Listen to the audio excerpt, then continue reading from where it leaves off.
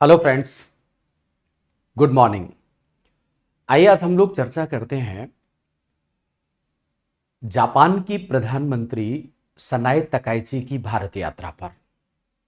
अभी जो वो 1 से 3 जुलाई को भारत की यात्रा पर रही, ऐसी स्थिति में भारत और जापान के बीच संबंधों को लेकर के चर्चा करना बनता है, तो हम लोग उसी विषय पर आज चर्चा करते हैं। सबसे पहले, जैसा कि हम हमेशा करते हैं कि भारत और जापान के बीच संबंधों को लेकर के एक फॉर्मेट, एक प्रारूप तैयार कर लेते हैं, जिस प्रारूप में हम देखेंगे कॉन्टेक्स्ट के तौर पर कि जापान की प्रधानमंत्री सनाए तकाइची की भारत यात्रा को प्रसंग बनाएंगे और फिर हम चर्चा करेंगे संबंधों की पृष्ठभूमि और कूटनीतिक व्यापकता को लेकर के दोनों देशों के बीच में। तीसरे नंबर पर आएगा कि इस यात्रा के दौरान कौन कौन से समझौते किए गए। इस चर्चा में हम एक और पहलू पर ध्यान रखेंगे कि जापानी प्रधानमंत्री की भारत यात्रा का एक चीनी पहलू क्या है, चाइनीज डायमेंशन पर भी हम लोग चर्चा करेंगे। इसके बाद फिर भारत यात्रा, सनाए तकाइची की यात्रा का महत्व क्या है, दोनों देशों के बीच में संबंधों में चुनौतियां क्या हैं, उन पर चर्चा की जाएगी और अंत में हम सुझाव देते हुए टॉपिक को कंक्लूड कर लेंगे। तो आइए सबसे पहले चर्चा करते हैं भारत और जापान के संबंधों में प्रधानमंत्री सनाए तकाइची की यात्रा का क्या स्थिति रही और क्या रही। तो एक कॉन्टेक्स्ट के तौर पर हम इनकी यात्रा के बारे में चर्चा करते हैं। जापान की प्रधानमंत्री सनाए तकाइची 1 से 3 जुलाई के बीच में भारत की यात्रा में रही। भारत यात्रा के दौरान दोनों देशों ने विशेष रणनीतिक एवं वैश्विक साझेदारी को नई दिशा प्रदान की। यहां ध्यान रखना है कि जापान के साथ हमारा रणनीतिक साझेदारी एक special strategic and global partnership की है। इसे आगे दिशा देने के लिए प्रधानमंत्री ने भारत की यात्रा की। इस यात्रा के दौरान दोनों देशों ने अनेक प्रश्नों पर, अनेक मुद्दों पर, सहयोगात्मक स्थितियों पर चर्चाएं की, जिनमें आर्थिक सुरक्षा, रक्षा, कृत्रिम बुद्धिमत्ता, ऊर्जा, क्रिटिकल मिनरल्स और तमाम तरीके की सप्लाई चेन्स पर भी विचार हुए। इन सभी मुद्दों पर चर्चाएं हुई। ये जो यात्रा हुई है, इस यात्रा की खास विशेषता यह है कि एक तो ये 16वें भारत जापान वार्षिक शिखर सम्मेलन के आयोजन के लिए यात्रा हुई थी। दूसरी बात, प्रधानमंत्री नरेंद्र दामोदर दास मोदी और जापानी प्रधानमंत्री सनाए तकाइची के बीच एक बायलैटरल डायलॉग भी था। आर्थिक, सामरिक और तकनीकी सहयोग पर इस यात्रा के दौरान विशेष बल दिया गया। तो तमाम तरीके के इंडो पैसिफिक में नियम आधारित विश्व व्यवस्था और मुक्त नौ परिवहन के प्रति साझा दृष्टिकोण, साझा प्रतिबद्धता इस यात्रा के दौरान दोनों देशों ने एक दूसरे के प्रति प्रकट की। अब इस यात्रा से जो बातें आई हैं वो स्पष्ट कर रही हैं कि दोनों देशों के बीच में एक स्पेशल स्ट्रैटेजिक पार्टनरशिप तैयार हो रही है।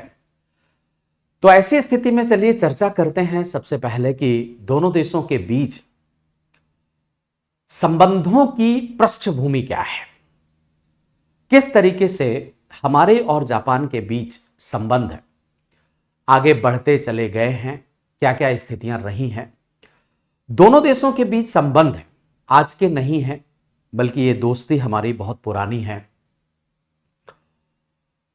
नेशनल मूवमेंट के दौरान अगर आप देखें तो जापान के आधुनिक जापान के संस्थापक तंसीना ओंकाकुरा, ये जो आप देख रहे हैं ये तंसीना ओंकाकुरा हैं, ये और हमारे रविंद्रनाथ टैगोर, इन दोनों के बीच में अच्छी खासी दोस्ती थी। कई बार रविंद्रनाथ टैगोर साहब ने, गुरुदेव रविंद्रनाथ टैगोर साहब ने जापान की यात्राएं की। तंजीना ओंकाकुरा गुरुदेव रविंद्रनाथ टैगोर को अपना गुरु भी मानते हैं और एक मित्रवत व्यवहार है रहे इन दोनों के बीचों में। एक मजेदार बात यह है कि दोनों के लिटरेचर को अगर आप पढ़ें तो इंटीग्रेशन ऑफ एशिया दिखाई देता है, एशिया की एकीकरण की स्थिति दिखाई देती है। इसके बाद जापान के प्रधानमंत्री 1956 में भारत की यात्रा में आए थे। हालांकि हमारे जो डिप्लोमेटिक रिलेशन है वो 1952 में ही बन गए और 1956 में जापान के प्रधानमंत्री नोबुसुकु किशी की भारत यात्रा हुई थी, जिस दौरान हमने उनका खूब स्वागत सत्कार किया। इसके कुछ ही दिनों बाद नवंबर 1960 में जापान के राजकुमार अकिहितो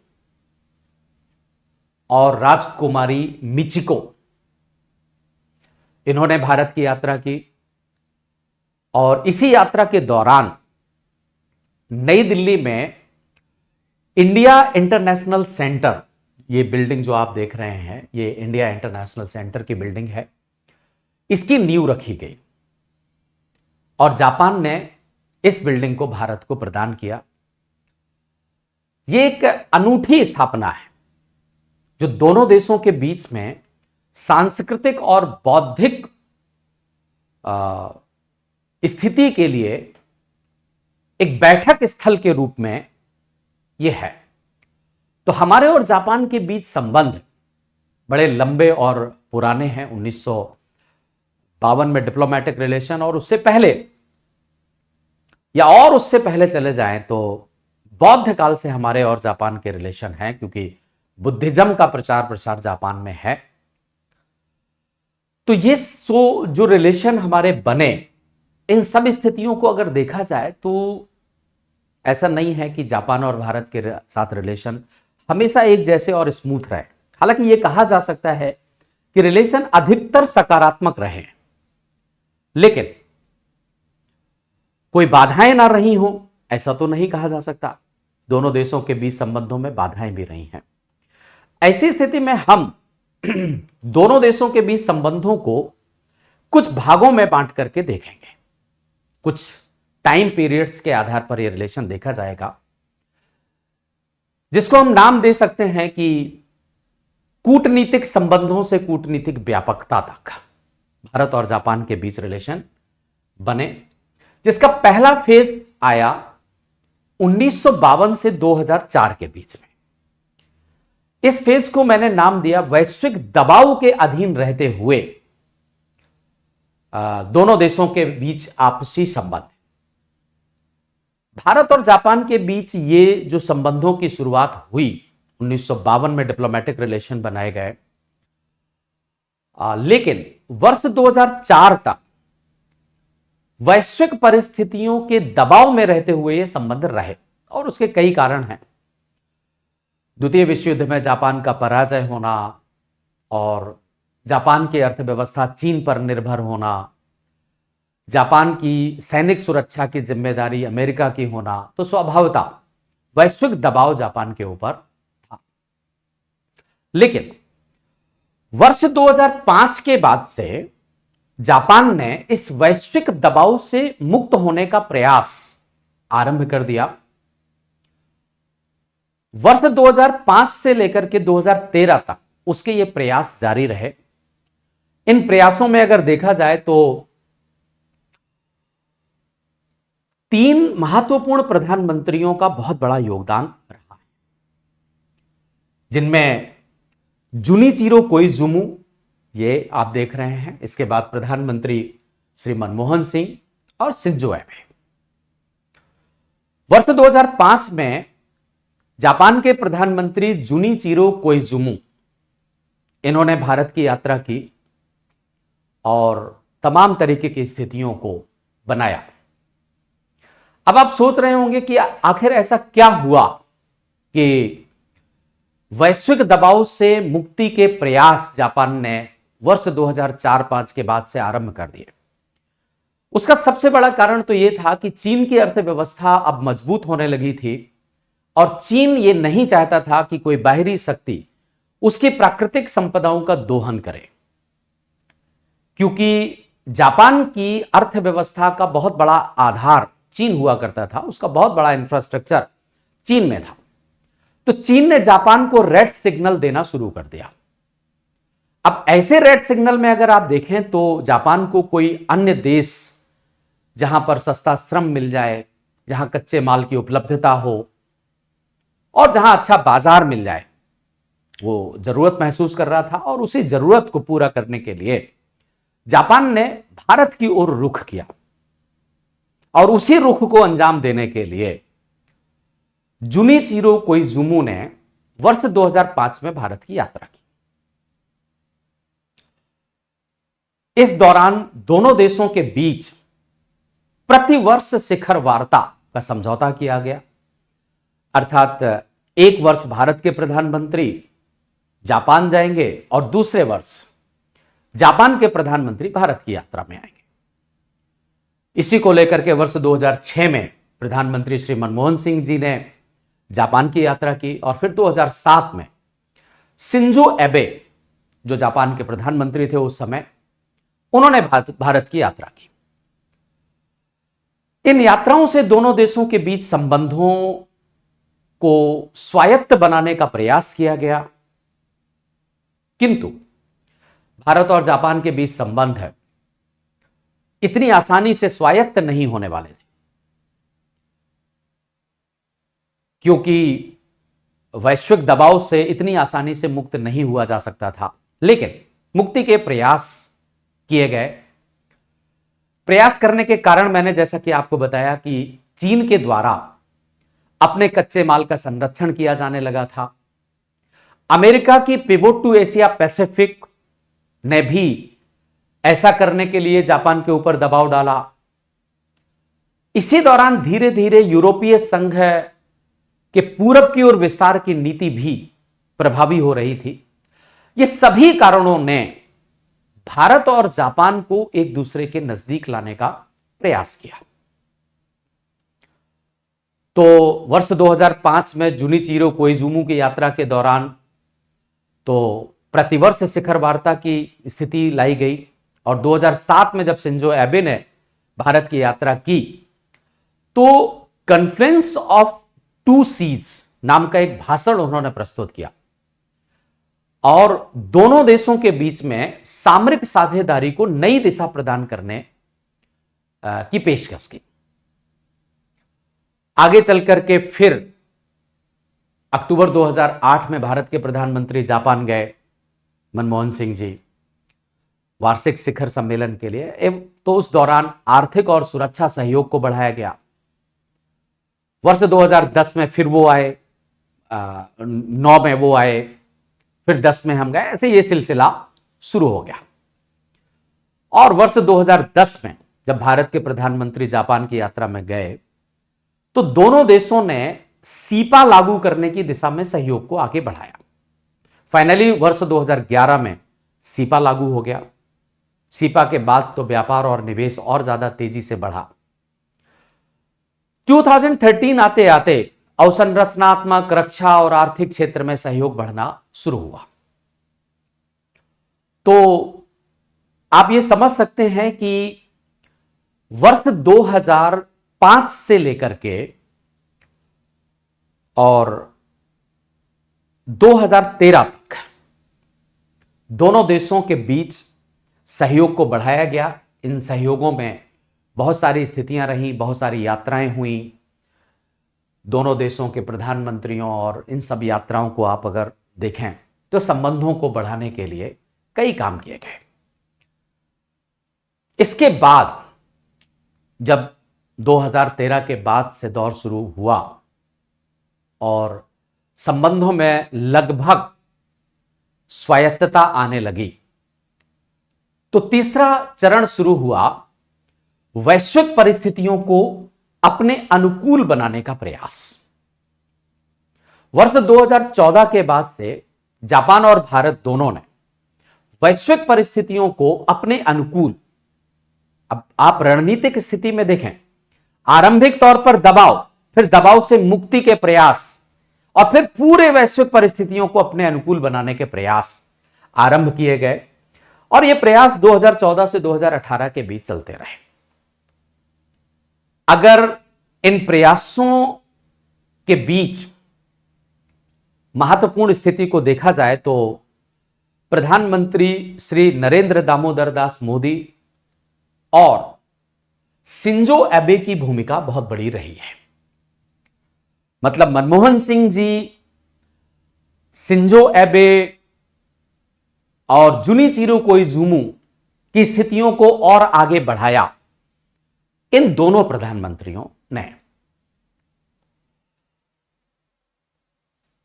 चीन, अमेरिका और यूरोपीय संघ की नीतियों ने एशियाई राष्ट्रों को अपने क्षेत्रीय संबंध सुदृढ़ करने और आपसी समन्वय स्थापित करने के लिए प्रेरित कर दिया।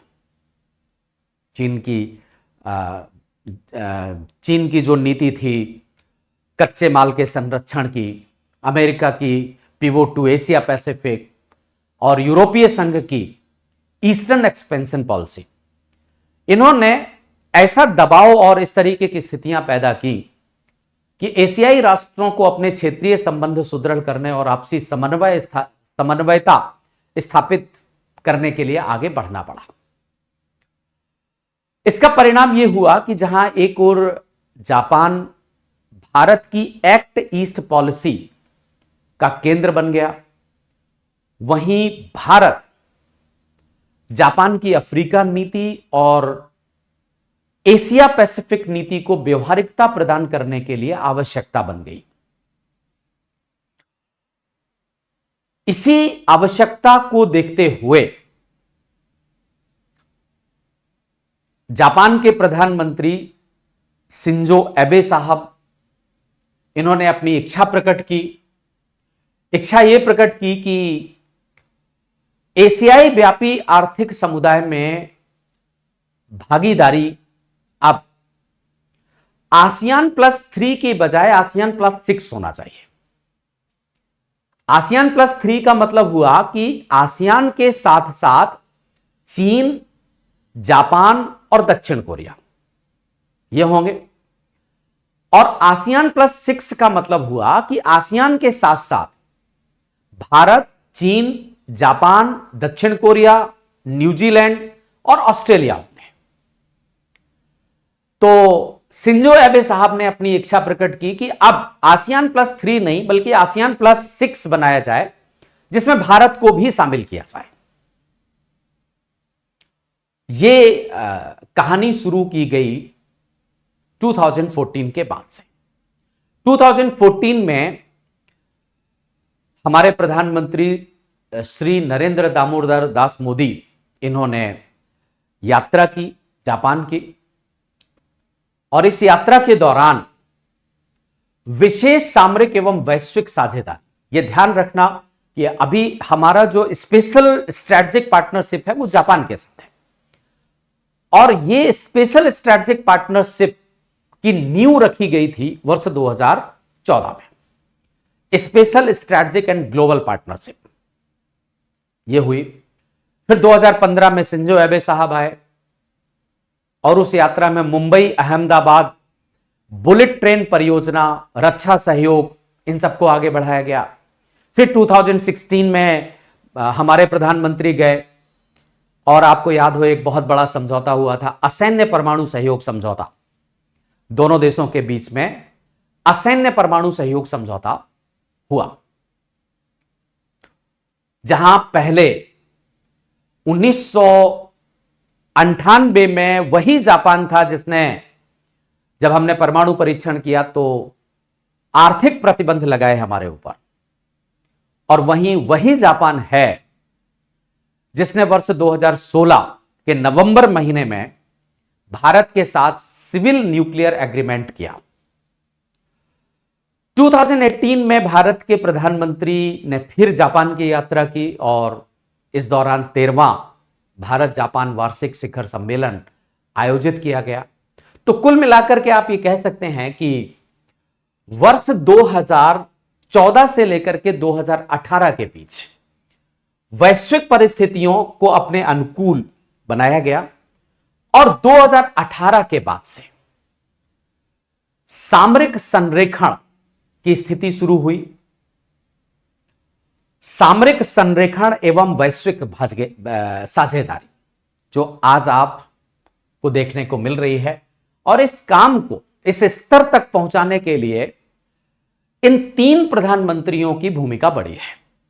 नरेंद्र दामोदर दास मोदी, क्योंकि लंबे समय से भारत के प्रधानमंत्री हैं, और जो शुरुआत की थी जुनिचिरो कोइजुमी शिंजो एबे, उस शुरुआत को आगे बढ़ाया जापान के इन 2 प्रधानमंत्रियों ने, जिसमें आप फुमियो किशिदा और अभी जो वर्तमान में प्रधानमंत्री हैं सनाए तकाइची, इन्होंने इस रिलेशन को सामरिक संरेखण और वैश्विक साझेदारी के स्तर तक पहुंचा दिया। मतलब आप देखो कि आज जब विश्व में चीन आर्थिक, भौगोलिक और सामरिक साम्राज्यवाद की ओर आगे बढ़ रहा है, पूरी दुनिया के अधिकतर देश आज बाजार संरक्षण की नीति अपना रहे हैं, वहीं आज भारत और जापान ने सामरिक संरेखण एवं वैश्विक साझेदारी की नीति को अपनाया है। इसके कई प्रमाण हैं। भारतीय नीति के अनुकूल जापान की नई हिंद प्रशांत नीति दुनिया के प्रति नजरिया बनाने का एक निदेशक सिद्धांत बन गई है, जो हिंद प्रशांत क्षेत्र को स्वतंत्र, समावेशी, खुला, समृद्ध बनाने के लिए प्रयासरत है। वहीं जुलाई 2026 के पहले सप्ताह में प्रधानमंत्री सनाए तकाइची की भारत यात्रा ने भारत और जापान संबंधों को एक तरीके से आर्थिक सुरक्षा, high technology, defence, energy, Indo Pacific strategy, इन सब व्यापक आयामों तक पहुंचा दिया है। इन समझौतों को अगर जो अभी सनाए तकाइची की यात्रा के दौरान जो समझौते हुए हैं उनको व्यवहारिक रूप प्रदान हो जाने के बाद से दोनों देशों के बीच साझेदारी मुक्त, समावेशी और नियम आधारित इंडो पैसिफिक के निर्माण में बहुत बड़ी भूमिका निभाएगी। साथ ही भारत की तकनीकी, आर्थिक और सामरिक क्षमता को भी नई मजबूती प्रदान करेगी। तो कुल मिलाकर के आप ये कह सकते हैं कि वर्ष 2018 से लेकर के अब तक सामरिक संरेखण और वैश्विक साझेदारी की स्थिति बहुत मजबूत हुई है, जिसमें सभी प्रधानमंत्रियों ने आपसी यात्राएं की, और इन्हीं आपसी यात्राओं के माध्यम से ये संबंध हमारे विकसित हुए हैं। अब बात कर लेते हैं हम लोग कि ये जो संबंध विकसित हुए और अभी जो सनाए तकाइची की भारत यात्रा हुई है, उस भारत यात्रा में कौन कौन से महत्वपूर्ण समझौते किए गए हैं। सनाए तकाइची की इस यात्रा के दौरान किए गए महत्वपूर्ण समझौते, इन पर हम लोग चर्चा कर लेते हैं। सबसे पहले दोनों देशों के बीच आर्थिक सुरक्षा को लेकर के समझौता किया गया, इकोनॉमिक सिक्योरिटी। आप देखो कि पहली बार आर्थिक सुरक्षा पर एक संयुक्त रोड मैप तैयार करने पर सहमति बनी है। दोनों देशों ने महत्वपूर्ण आपूर्ति श्रृंखला को सुरक्षित बनाने पर जोर दिया है। दोनों देशों ने दुर्लभ खनिज मतलब रेयर अर्थ और रणनीतिक संसाधनों पर सहयोग विकसित किया है। ये सारे इकोनॉमिक कोऑपरेशन के तहत आप देखेंगे कि आगे चलकर के चीन पर निर्भरता हमारी भी कम होगी और जापान की भी कम होगी। साथ ही वैश्विक सप्लाई चेन में दोनों देशों की भागीदारी और भूमिका बढ़ेगी, जिससे सप्लाई चेन भी और लचीला होगा। दूसरा समझौतों का प्रमुख क्षेत्र है कृत्रिम बुद्धिमत्ता, एआई। यह आज के जमाने का एक रिवॉल्यूशनरी क्षेत्र है।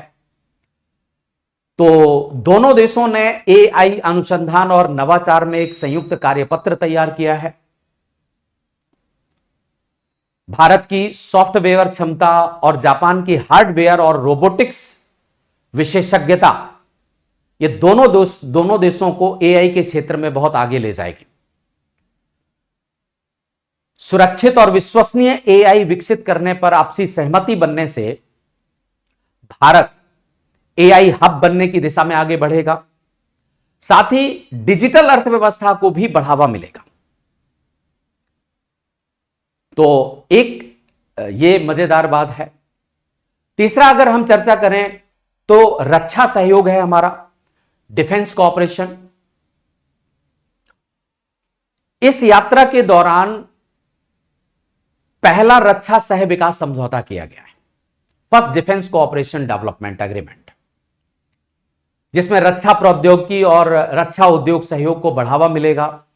समुद्री सुरक्षा और संयुक्त अभ्यासों में वृद्धि की जाएगी, जिसका रिजल्ट यह होगा कि हिंद प्रशांत में चीन की बढ़ती गतिविधियों को संतुलित किया जा सकेगा। साथ ही भारत की रक्षा आत्मनिर्भरता को भी आगे बढ़ाया जा सकेगा। तो यह एक फायदेमंद चीज है।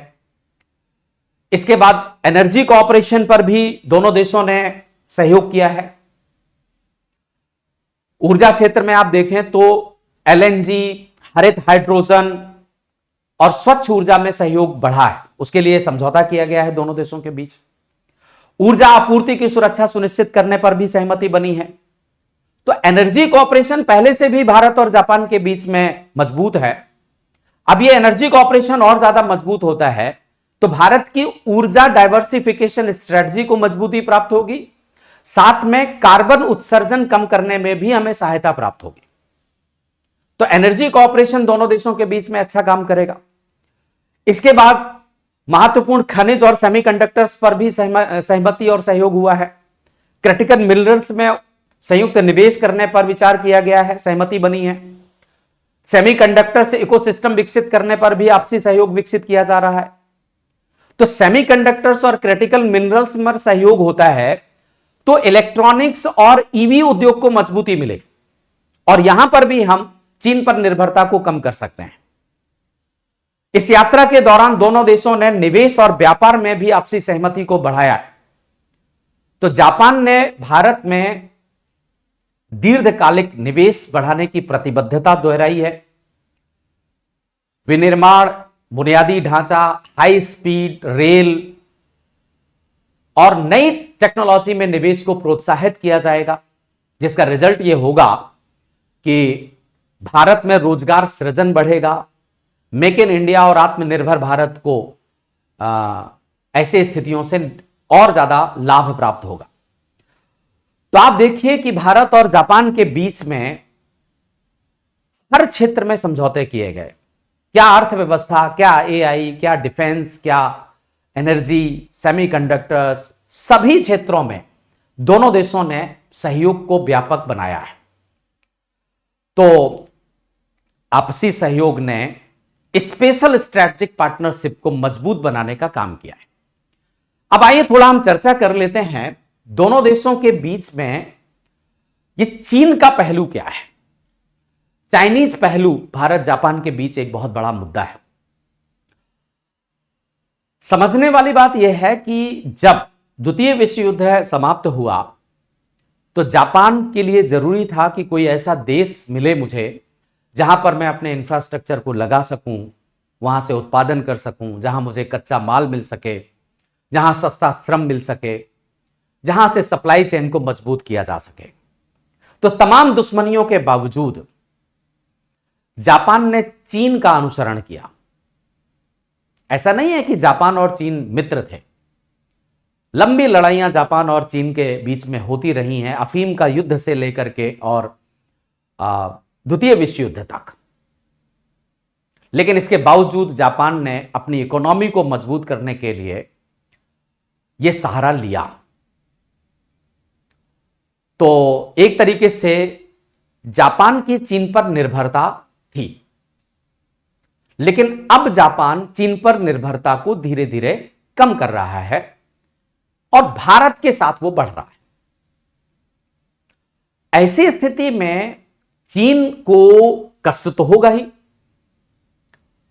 चीन को यह कष्ट नहीं है कि वो चीन से बाहर जा रहा है, लेकिन उसको यह कष्ट है कि वो भारत के पास जा रहा है।